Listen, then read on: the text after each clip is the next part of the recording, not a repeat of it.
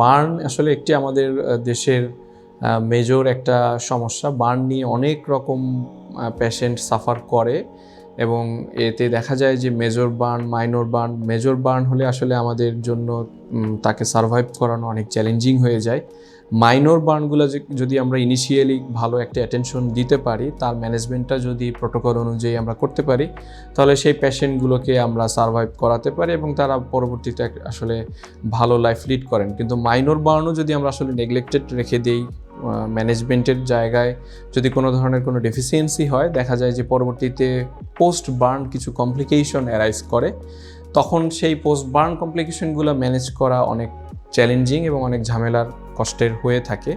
সুতরাং বার্ন ম্যানেজমেন্টের ক্ষেত্রে আমাদের একাগ্রা হেলথে যে বার্ন পেশেন্টগুলোকে আমাদের হসপিটালে অ্যাডমিশন করতে হচ্ছে না, সেই পেশেন্টগুলোকে আমরা এখান থেকে সার্ভিস প্রোভাইড করতে পারছি। আর এখন শীতকাল, এখন অনেক বার্ন পেশেন্ট চারিদিকে, এবং বিশেষ করে হাউসহোল্ড বার্ন খুব বেড়েছে। গরম পানি, গরম চা, গরম দুধ, কফি এগুলো দ্বারা বাসায় যারা ব্যবহার করছেন অসতর্কতা বশত এইগুলোর মাধ্যমে অগ্নিদগ্ধ হচ্ছেন। যারা এই রকমের ইনজুরি হচ্ছে তারা আমাদের এখানে আসলে একাগ্রা হেলথ থেকে এই সকল ধরনের বার্ন ম্যানেজ করার মতো সক্ষমতা আছে এবং আমরা যারা এখানে কনসালটেন্সি করছি তারা এই সেবা দিতে প্রস্তুত।